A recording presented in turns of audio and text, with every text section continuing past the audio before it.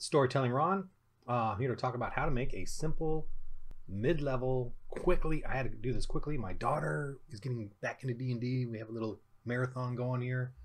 So I want to show you how you can make a quick, scary, creepy, fun monsters encounter. And if you hear a bunch of noises, they've been doing construction for the last month next door, refurbishing a home. Anyway, so let me explain how you can. I mean, this is pretty tough characters that I made quickly, and I'll explain how you do it. And you don't have to create an entire, monster stats, creature stats for everything, and a whole player character sheet or NPC sheet or anything like that. You just get the basics, and that's all you need. And for this, I didn't really need much. And I'm just playing with my daughter, but she's very good. She knows. She's got. She has 2 wood elves she's playing, a druid and a archer. And they go into. Let me just show you real quick the map, just so you kind of get a grasp. Oh, nope. Okay, they go into this. This is a really cool map I got from on DM's Guild. Hero maps, heroic maps, heroic. Anyway, and it's a catacombs. Very cool. I'll put a link on the description just to make sure. And I put this paper on here just to show you how this thing on here just to show you how I make the characters. Now, I'm just so you know, I'm patreon.com mini dudes, DOODS, like doodles, mini dudes. I'm drawing. These are not mine. I am drawing, but I am making my own mini dudes, and I really love drawing. It's very relaxing and fun, and I can, I just do it in the afternoons. I write in the mornings and then doodle in the afternoons. I just really enjoy it, so I'm just putting it on Patreon. And I do kind of present it in the same fashion. This is it. This is if you want my doodle, my mini dudes, it'll be kind of similar to this in the sense that I just give you, the front colored version, and then the rear is just a sort of a lighter black and white. And this is just how I found it very fun and easy to use when I play. And I just print these on premium photo paper, kind of thick stock, and fold it. Or you could just use regular cardstock, which is fine too. The photo paper has crisper color, so I really like that. But the fold is a little tricky. You really got to fold it. But that's it. It's really quick. I cut these out and ready to go. And I always try to give a full page with like a theme, like I do here, where you have kind of enough to make a big encounter or a series of thematic encounters that are very similar. So that's kind of the way I like to do it. I like variation too. I don't like to just have the same bugbear over and over and over. I like to have a variety of bugbears or goblins or hill giants.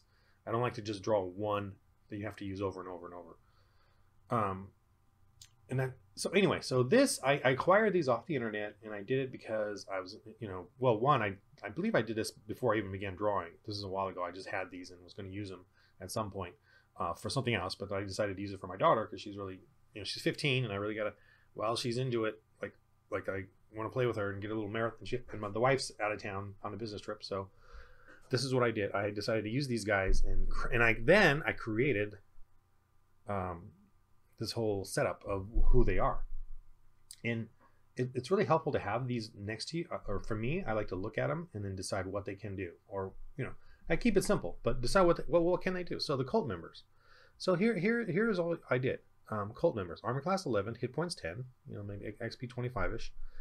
They just have a dagger +3, 1d4, and they can also cast a necrotic curse, right? DC 10 wisdom. That's it.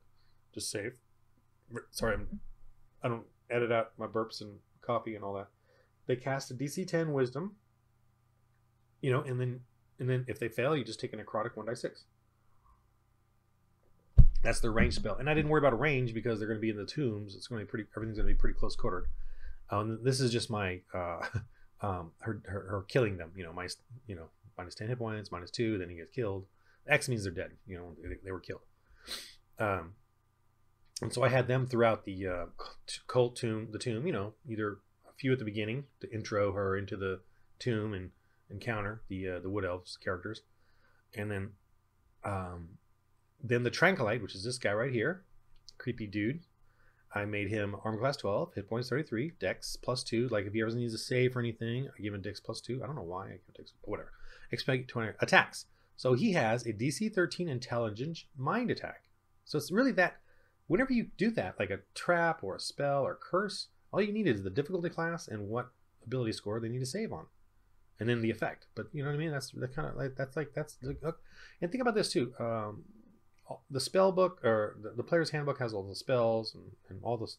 They're all the specific names, fireball, whatever, all the different all the different names. Those are all, think about it like through like a university, like the universities of the fantasy world and the academies and wizards.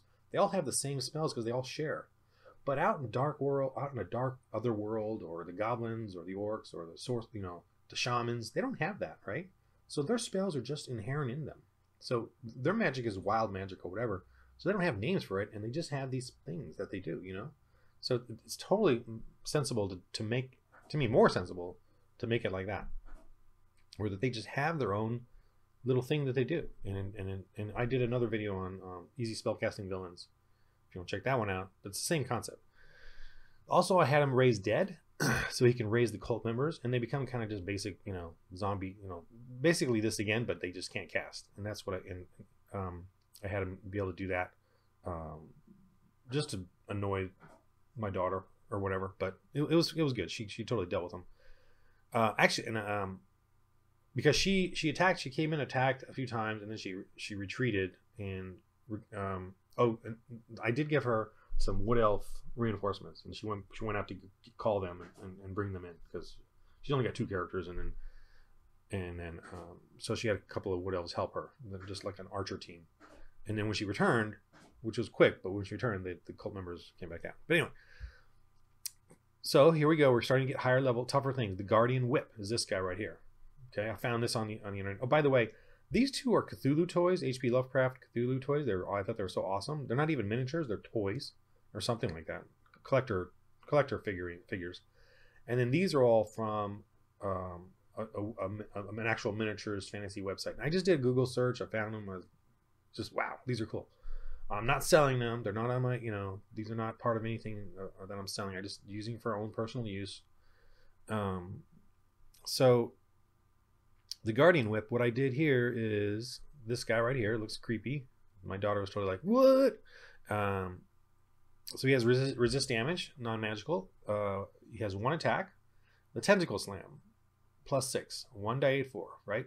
So what I like here is that I did it so that, so I love doing, after a hit, especially by a stronger creature, you deal with the fall or trip or being thrown or something.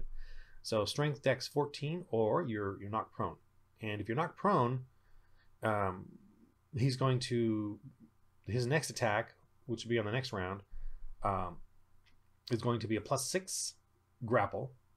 And then again, strength dex 14, or you're grappled, and he pulls you in, and then he gets 2 attacks the next round, +3 each, but they're at advantage, and they do 2d8/4 +4. So I played this out kind of. She never really had to deal with it because she always either saved or it wasn't hit because he was rolling pretty bad. But I love doing sort of a grapple thing. I really feel like in most combats, and I do medieval armor combat, there's a lot of grapple going on, and it does it can devolve into that quickly. So I always like to add a grapple factor, especially like with zombies or whatever. If I can find a way to get a grapple in there, I'll put a grapple in there. They got to save. If they're not, if they don't, they get something goes on after that. There's a chain reaction. I'll figure out something.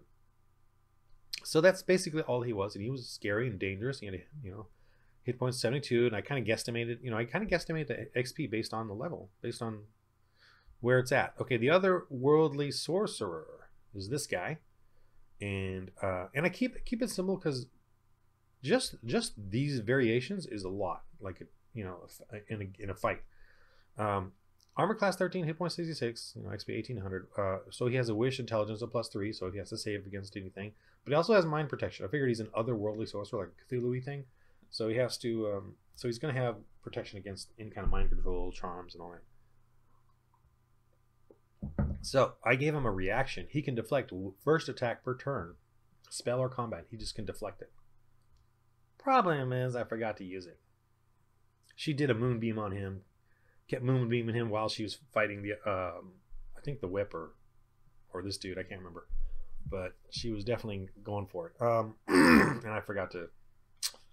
But oh well. Okay, bonus. He does have a gaze. DC 14 charm or charisma. Or you lose your next action. So what I like to do is when I do these little attacks, especially if there's only a few characters, like she only had 2, and then she had the wood elf help. But I don't like to like paralyze them completely, or they lose their turn. Like, well, they lose, they're paralyzed every turn. I definitely like to keep them in the fight. So I generally will just have a minor effect or a debilitating effect, but not a full on you're out of each turn. A really good one is just have them do disadvantage on the next turn. Like that's an effect. That's a paralyzing effect. You have disadvantage, but you can still try. So there's the bonus gaze. He does that. That's a bonus action. And then he has his regular attack, which is an Eldritch Blast. 1d10 plus 4. It pushes back the character 1d20 feet. Again, you can do a DC Dex Strength save. And I think that was based on the feet that you went back. So if you went back 20 feet, you had a DC Dex Strength of 20 to resist. So you fall prone, and for every 10 feet, you take an extra 1d6 damage. So you could either take, if I roll a 20, you could take 2d6 damage. But if you go 19, you only take 1d6. If you fail to save to get thrown, thrown back. Now, then the other attack he could do is a Tentacle Hold, which is, and that's a DC 14 Dex or Strength grapple. And then you're just you can't move, and you're at disadvantage to attacks, and you're at advantage to be hit. So that was fun. That was a lot. That was enough too. He doesn't need a bunch of spells. You don't need to create a spell list. You don't need to create a level and then figure out what spells they have. Just do a couple of like cool things like that. It could be, I did an Eldritch Blast type of thing. I did a tentacle hold thing. His gaze was enough, and that's it. And then the deflect, which I forgot to use, and he ended up using all 3 of these ones. So that one made it very interesting, very tricky and scary for her. And of course, bringing this thing out, now he can also summon this creature, which he ended up doing at the very end. That was the finale. This is the Deep Old Beast, so it's armor class 14, 112 hit points. I probably should have made a better armor class, but whatever. XP 2900, so he has damage resistant on magic. But she had Elven +1 weapons, so gaze. So he had, I figured, a gazy or some kind of fear DC 15 wisdom, or you're at disadvantage to the first attack action per turn. So that was, didn't want to totally debilitate the characters, the heroes, but give them something like, oh no, he has a claw swing +7, 3d8 +3, and the difficult class damage is so whatever the damage is, like if 3d8 +3 is, so half of that, so that's around 15 average, 16 average. That's the save versus Dex or Strength, or get knocked that many feet in a direction. So it's very similar to the Eldritch Blast, but I just did a little different. But so it's again if you do every 10 feet, you're 1d6 prone. So again, I wanted kind of like this whole movement within the fight, like getting thrown and back and forth and stuff like that. So and this was a lot of fun. She had a lot of fun with this. This was the first night. We played 3 nights in a row. That's how much fun she had with this. And then the next night she did another thing. And yeah, I have no life. But that is my life. It's fun. We had a lot of fun. And now she wants to play again. And the older daughter wants to play with us. So and she wanted to do it on the 4th night. But I'm like, no, I need a break. And I need to delve into and work on more stuff. Because they're 5th level now. And, you need to get more things going on. But this is a lot of fun. So I'm just explaining to you how you can just quickly make simple, throw some stuff, and these are all original things. I did nothing out of the Monster Manual. I didn't, I just, you kind of, and just look at them, and remember, keep the attacks, +5, +6 is the range in that mid-level range, 4th, 5th level. It's almost like they're level 2. Well, +3 for 1st level, 2nd level, 3rd level, +4. +5, +6, +7, +8 is really where you want to get the highest. Um, you know, when you get even higher, I don't know, it's going to get crazier. But again, any spell casting, enough is just a couple of things. That's all you need. And that, you know, I could have made this guy a little more interesting with these little double club thing or something, but he still, again, it would have been weak. Maybe this guy could have been more, couple, maybe an extra spell. And this one could have maybe done you know, like a sphere thing, or this one could have done a vicious mockery. You know, you could do little interesting, fun things like that. This one with the fire, I don't know what to do. But anyway, you get the idea. You can add a couple little variations and stuff. And again, DC 10 wisdom or DC 10. You know, that's all you need for the little culties. And then, so I'm just repeating myself, but that's because I enjoy this. But that's how simple this is. That's how fun this is even for me as a DM. Again, visuals really help you imagine. I do the same thing with maps to create my stories. I draw it out, and I'll do another video on that, and really start thinking about the world in that way, in a visual way. So that's it for this. I hope you enjoyed this or it was helpful, because I just don't, you know, in case you're stressing out over how many NPCs with spellcasting things you got to create when you really just have to do the basics, and that's all they need. And it's feels very full in the middle of a scary combat situation. All right, that's it.